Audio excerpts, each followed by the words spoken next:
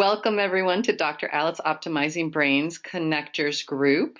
Just a quick reminder, this webinar is being provided for educational and informational purposes only, and nothing is intended to constitute medical advice, consultation, recommendation, diagnosis, or treatment. The webinar is being recorded, so please use the chat box to make comments or ask questions, and you can post at any time whenever it occurs to you, and I'll just, when we pause for questions, I will be your voice and read them out to Dr. Allott. And also just a reminder that names do show up in the attendees box. You can change what shows up by clicking on your name and editing it to just your first name or initials or whatever you'd like. And with that, I will turn it over to Dr. Allott to get us going on learning about night terrors and what we can do to prevent them. Yeah, so I do a presentation every couple of months to a group, and last month I went in, and this really quiet guy came up to me and was like, "I'm so glad you're back because I've had night terrors my entire life, and for the last 2 months they've gone away, and I just wanted to thank you." And I was like, oh, right, this, this is a really silent problem that people have. And I don't, they're hard to work with, but I have a couple of things that I do with people that is helpful, and I don't really hear a lot of other people talking about it. And so many of you are very skilled psychotherapists and have really good tools for working with night terrors, and so these are just a couple of more tools. It's not a comprehensive discussion. I also want to I've done some slides, and I put together a slide presentation, and then I was like, oh, I might need to tell people that they're a little disturbing slides. And so if you have a water phobia, you might want to miss the next slide and just close your eyes. So night terrors and PTSD. So those usually go hand in hand. Sorry, I didn't think about that.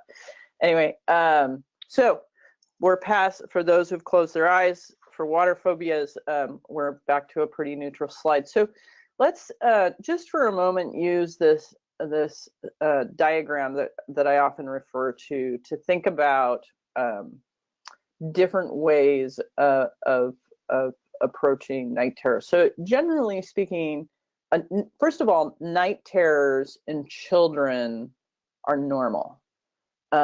They're normal. You see them over all cultures. I've seen some anthropological data that suggests that part of what night terrors are for kids is that when, we have to think about how we evolved, and we are living out with just us, with no shelter, and so, there were the kids who had night terrors lived longer because they didn't get up and wander away because they were afraid of the dark and they were afraid of monsters. And so, there's probably a genetic reason that little kids have night terrors. And that doesn't mean that something horrible has happened necessarily. And so I just want to put that into context, but that there is some genetic evidence that we're wired to be worried about the monsters under the bed. But we should also be able to sleep through the night and have good sleep and grow out of that. So there's power supply, and we're going to talk about power supply in the way that I often talk about power supply in terms of glucose. There's the brain and the hardware, and certainly if somebody has trauma in their background or a neglect in their background, they have a high adverse childhood event score, the likelihood of them having just some hard wiring in there that is traumatic or not integrated in is going to show up when there's an adrenaline event. And if there's adrenaline event at night, the brain basically is like, wow, that's a lot of adrenaline. When was the last time we had that much adrenaline? Oh, here's a story. Let's just start processing that, right? And the biggest problem with sleep is that our mind goes away. The whole purpose of sleep is for our mind to go away, so what I call the gerbils can go into the brain and clean up what's going on, because that appears to be what sleep is about, is to file memories and store things and do associative cleanup so that things get wired together. And then there's a whole bunch of stuff in the cerebral spinal fluid that needs to get pulled out. And so we really need 8 hours of sleep to get a good cleaning of the brain. And sometimes we're cutting ourselves short, and that can cause sleep problems. And then, relationships, which is often what therapists are focused on at some level, is, what's the quality of input, output? Like, do we have good quality relationships? So keeping that in mind as we kind of walk through some of these concepts. So the things that we're going to talk about a little bit are glucose regulation, a little bit of hormone regulation, and then what I call anytime, any place, and really kind of thinking about the fact that when we're asleep, we can be anytime, any place. So for those of you who follow my presentations, I often talk about the importance of glucose control in terms of the brain, because it's the main fuel source. And so, quick review: when we eat carbohydrates or drink alcohol right before we go to bed, the glucose is going to go up. Insulin's going to store it. It's going to take about 2.5 hours. And so let's say we have a glass of wine at dinner, and maybe after dinner and 9 o'clock we have a glass of wine or Ben & Jerry's ice cream. By midnight, we're going to be running out of fuel, but we're not using so much fuel. And so we might get into 2 or 3 o'clock at night as we're really getting into the deeper REM sleeps, and then we're going to get an adrenaline hit. Some people wake up with what we call committee meetings, but another group of people don't wake up. And so the story starts to unfold in terms of night terrors because the adrenaline's in the room. And we've also used up our tryptophan, making serotonin, melatonin to go to sleep earlier in the night.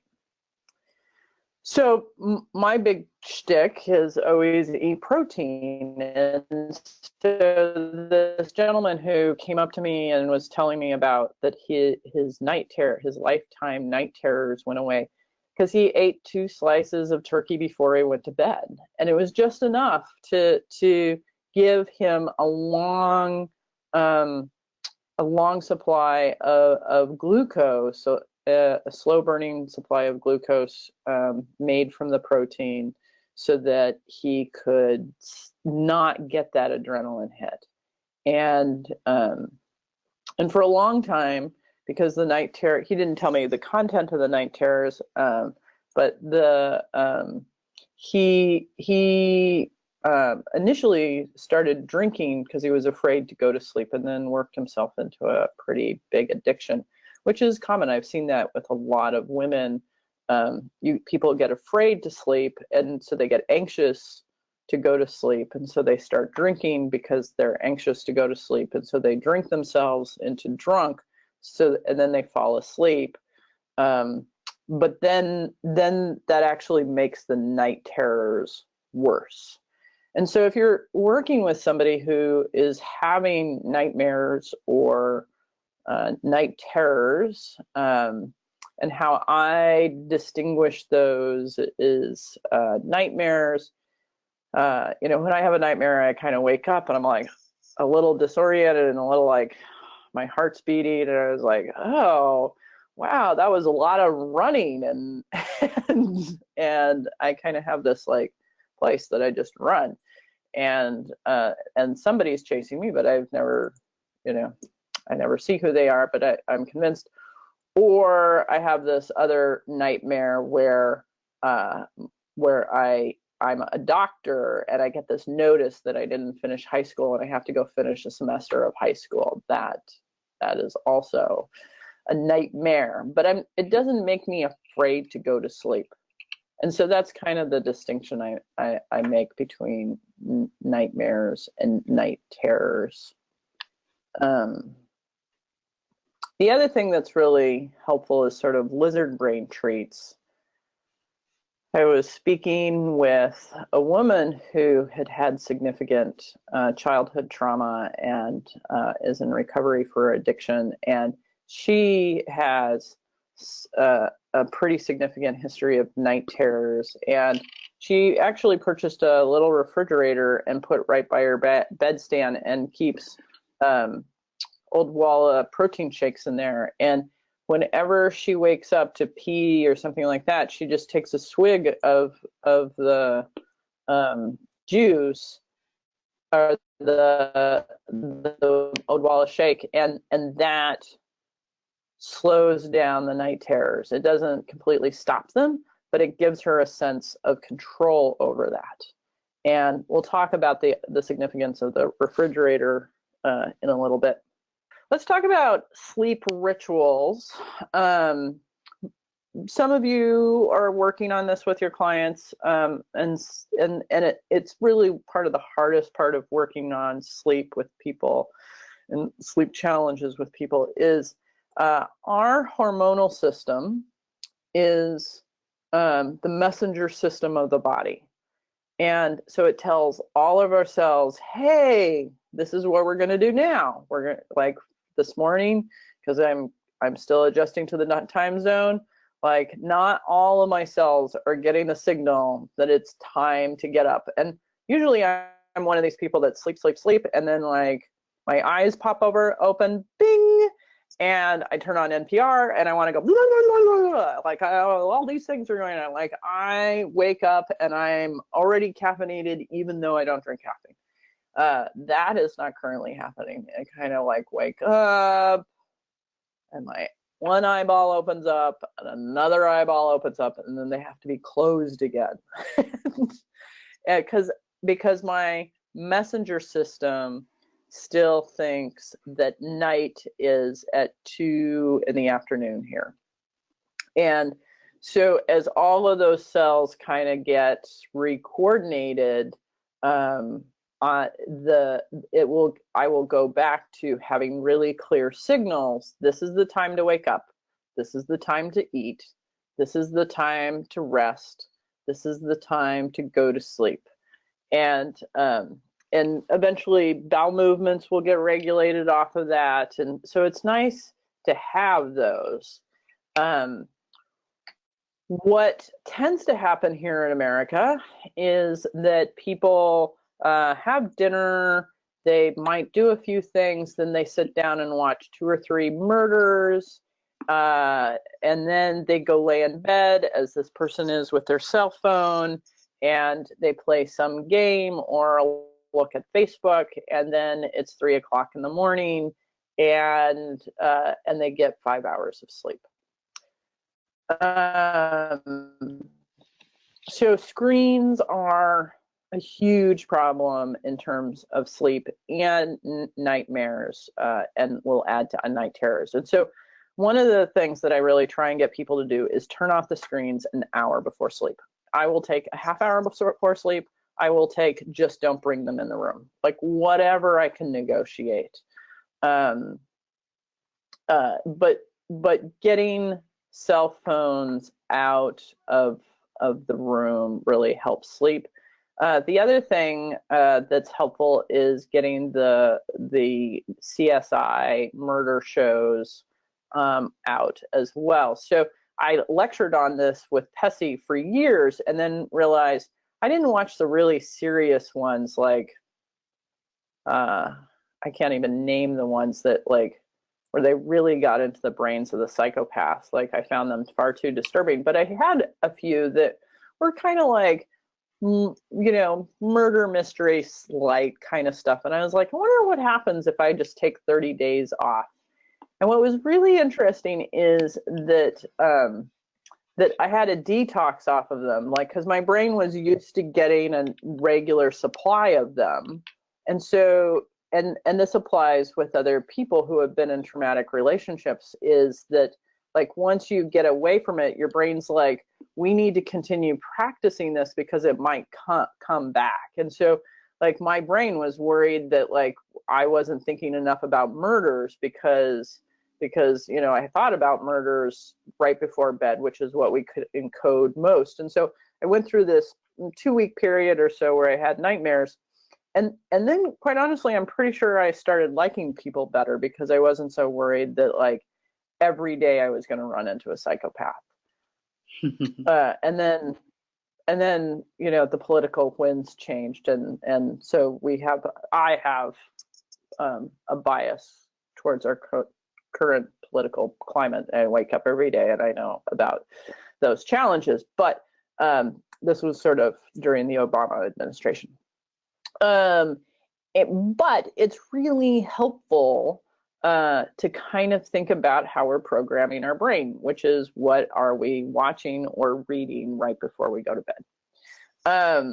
And the screens have a blue light, which suppresses melatonin and wakes our brain up, which is another reason why we should get cell phones and screens out of our bedrooms. And then you have to introduce people to this concept called a clock that you can get on Amazon, which just monitors time for you and will ring when it's time to get up.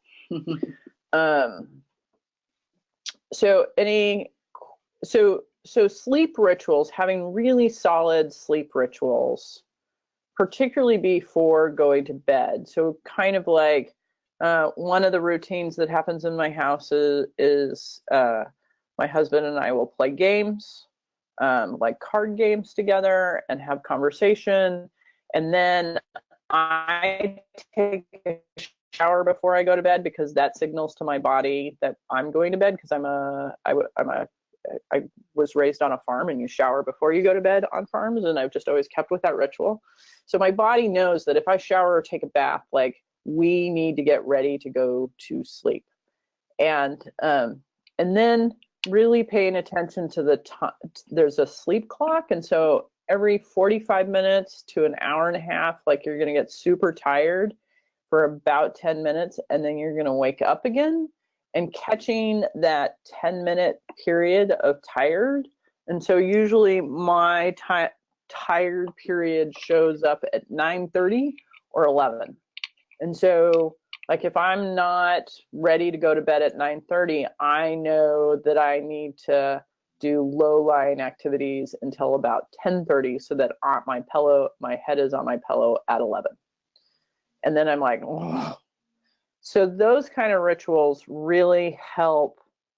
If you pay attention to them, they help the natural cycle, and that seems to mediate some of the nightmares, because then whatever the brain is worried about was probably created in a time period where there was not a lot of structure, right? And so you want to emphasize that structure.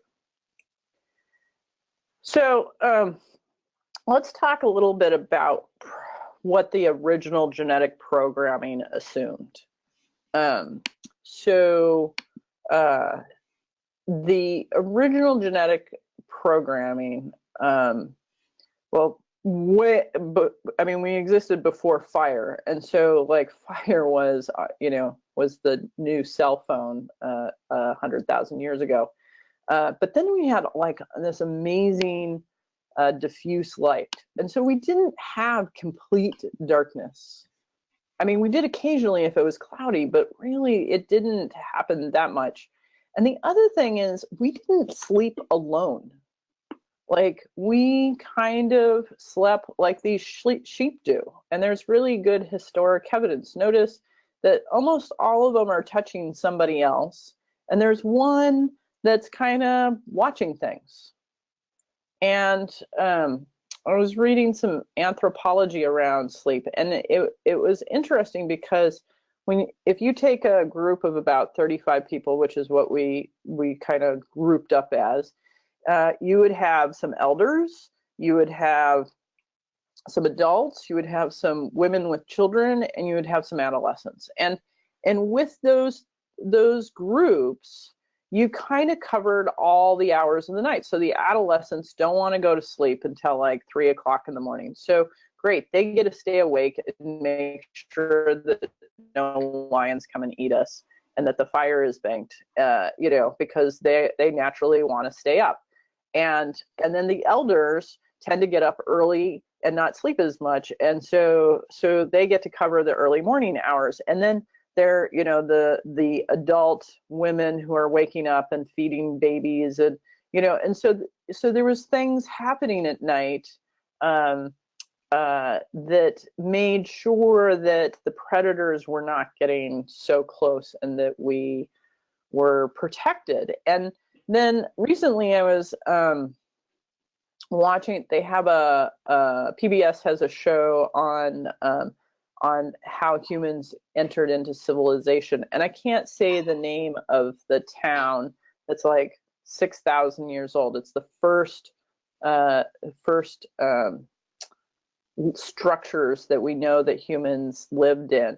And initially they kind of dug into the ground and put a roof on it.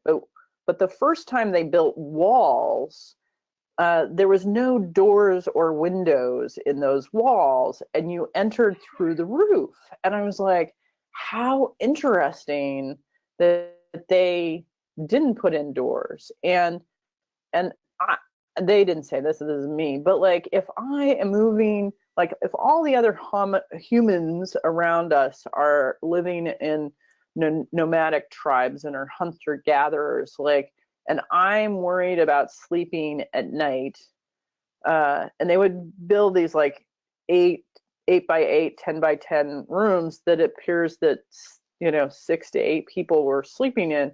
Like they would enter through the roof, and they had ladders, so that like you would know if a predator was coming in. Like that makes sense. And so like we had to strategize around safety, because there was real threat for a long time. And some people, when they are kids, live in a world where there's real threat, and there's some pretty significant neurological programming to harvest that threat and problem solve around it. And so knowing that, it's sort of, I was working with a group of women who had really early sexual trauma and PTSD and nightmares. And we were talking about this problem that the brains have when they go to sleep, is they can be anytime, any place, because once the mind goes away, we're not oriented to the present. Like mindfulness is great, but you have to be awake. And so I was like, what can you do? What if you had a conversation with the inner kids, what can you do to help them feel safe, right? And stay oriented, have someone be able to orient to sound, place, smell, that it's safe. So nomadic tribes listen for a certain sound in the fire that indicates that there's enough fire. And if it goes away, they wake up. It helps. There's a monitoring system that we can have when we're asleep. I remember in college, my roommate could come and go, and I was just out cold because I was on the crew team and I was getting 5 hours of sleep. And I didn't even know that she came in, like consciously knew, but she asked one of her friends to wait in our room for her while she went to the bathroom, and she walked in, and like the minute she opened the door, I was bolt awake and saying, "Who are you? Why are you coming in?" And so there was some part of me paying attention to what was happening and just ignoring that what was common and safe. And so I've had these discussions with women about staying oriented. And so like the woman who has a refrigerator by her bed, that sound can indicate to her that she's in a place of safety. So it's doing two things for her. I've had, I was lecturing in Pessy, and this woman came up to me and she was like, oh my God, that makes so much sense. And when she was adolescent, she was mauled by a bear, and she's like, I'm going to go home tonight and I'm going to wrap my hands in in bandages, in ace bandages, because I've always wanted to do that. It sounded crazy, but I've had this impulse to do that, and I've had nightmares since the mauling, and I think that my body will know that it's safe by me doing that.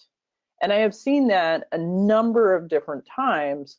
One woman, just a couple more stories, because the committee comes up with really creative things, and you just go with it, whatever the little kids are like, this is what I want, and we're like, okay. So this woman took a string and tied it to her lamp, and then wrapped it, she was single, and then tied it around her bedroom door, and then tied it around the latch on her window, so that if anything opened the window or the door, the lamp would fall down.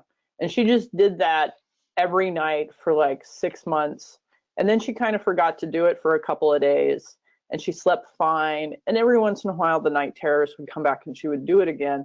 But like after about 6 months, her sleep seemed to normalize in a way that it never normalized in the 20 years since she was a kid. Another woman, she's like, that sounds ridiculous. There's going to be if you offer this to a client, they're going to push back on it because they're like, that's ridiculous. And so one woman, she's like, my father is dead.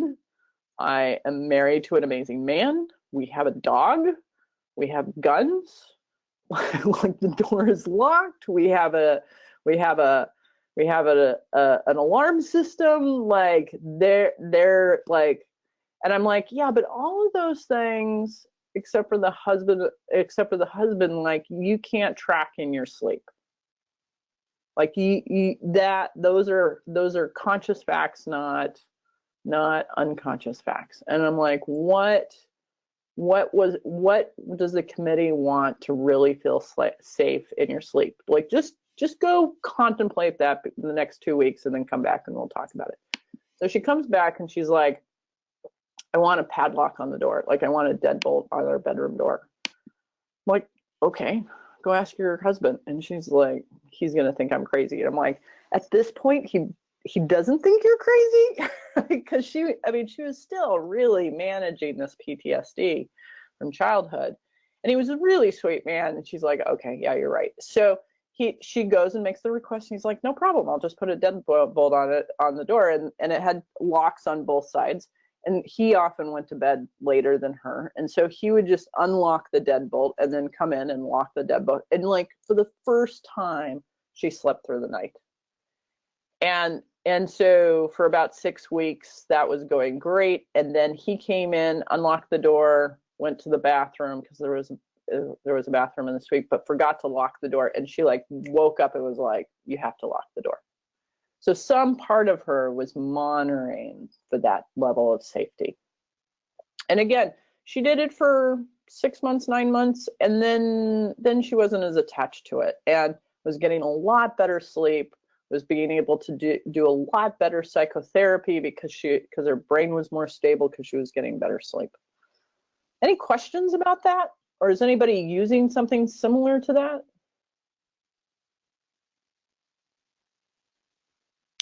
What it makes me think of, one of my youngest niece wanted someone in her room or to sleep with someone way longer than any of the other nieces or nephews we have. Like when she'd come over to our house, especially, she would be like, can you sleep with me? And I'm like, okay, you're 9 or 10 now. And she, in talking about it, she said, I wake up in the middle of the night, and if no one's there, I feel anxious. Like if just knowing someone's there, I roll over and go back to sleep. And that's what this has been making me think of, that like trigger in her. And now she's 13 and can sleep on her own. But sure. But it's, like, when you think about how we historically slept, that we sleep alone in a bed, often, if particularly single, as I was for a long time, alone in a bed, alone in a box, like it's not really what the biology is expecting. And so I think that we have expectations around sleep because of our modern ideas, that aren't true. Like, we have this ideal about what sleep is like, but it's not based very deeply on biology. Like, we didn't sleep.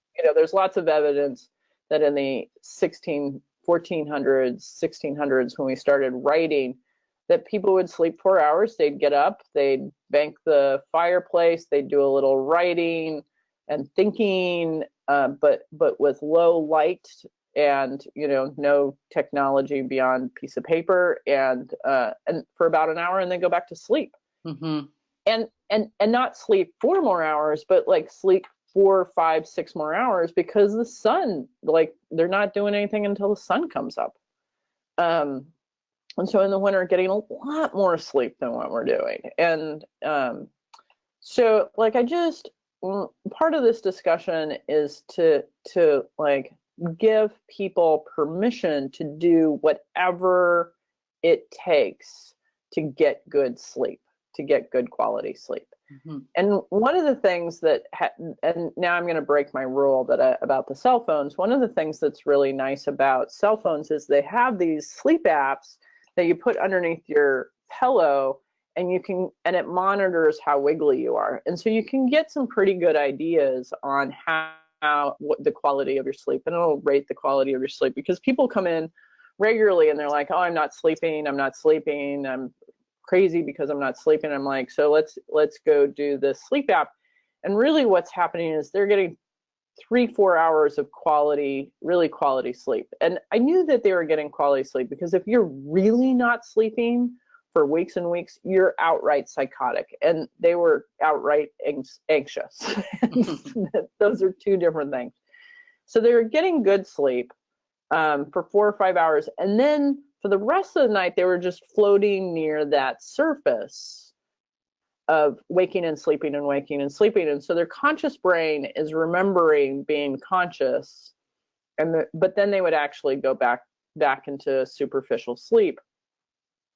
And often that's a glucose control problem, or the sort of a lack of mindfulness problem, in that, like, they're so used to being on the gerbil wheel of producing that they want to continue to produce, and so we'll get just enough sleep to get some dopamine repleted, and then they get up and work for, they'll get 5 hours of sleep and then say that they can't sleep, but don't just lay there. And so I really encourage people to lay in bed with no entertainment for 8 hours, even if you can't sleep.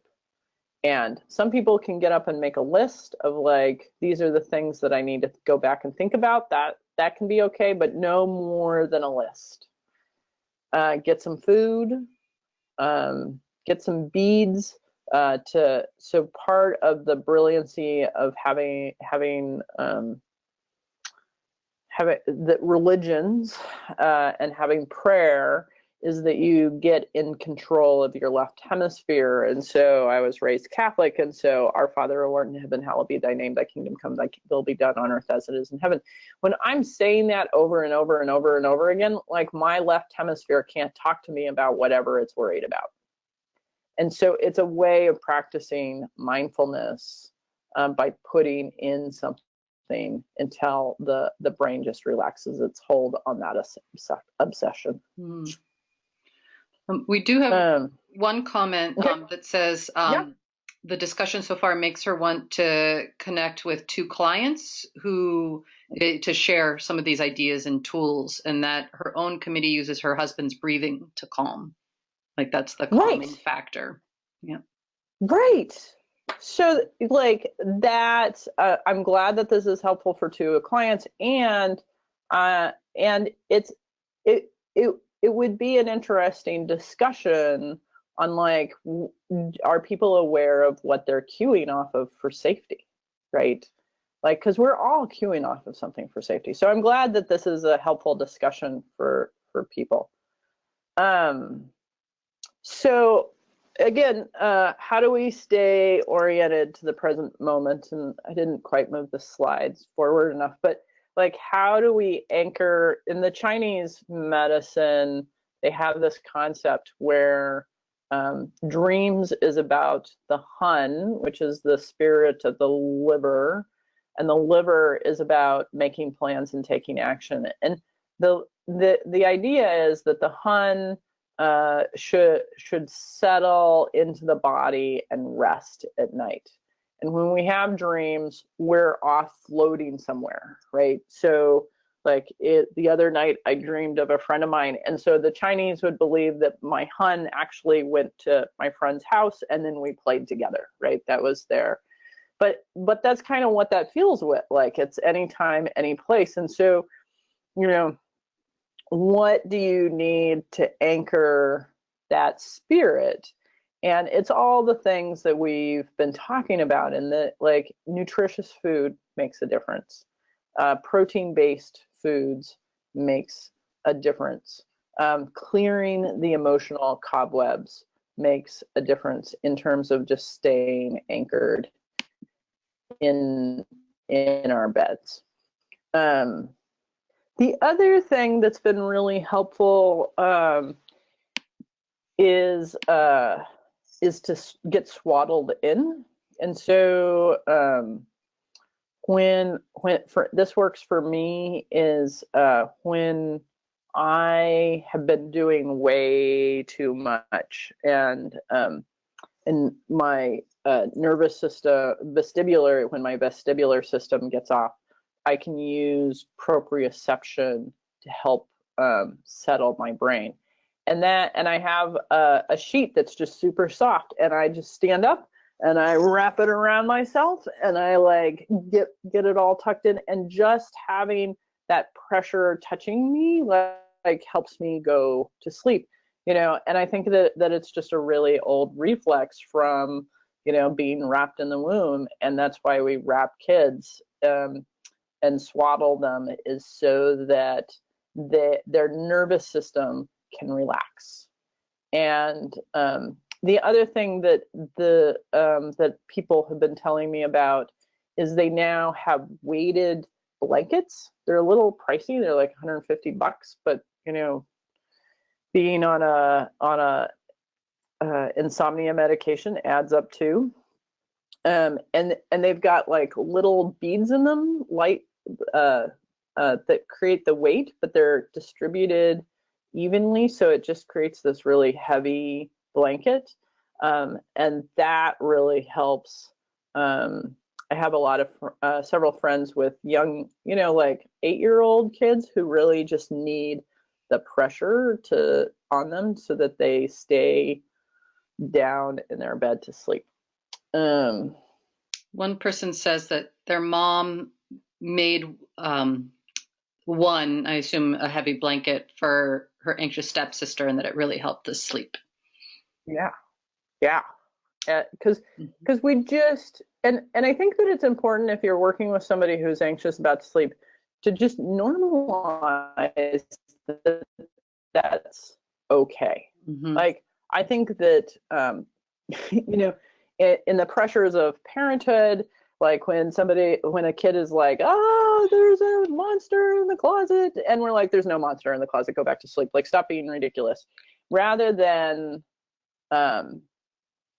you know, like creating rituals of safety for the unconscious, because it's not the conscious that you're talking to, it's the unconscious. And so, you know, with little kids, like, how do you create rituals of safety for them? Like, okay, I remember being a kid and just putting my clothes in front of the closet door so that like it couldn't easily open, and that, you know, that was enough. And I think that for little kids, it's a nice way of like, how do you, as we say, like, how do you identify an internal concern and then create an external response that's within reason.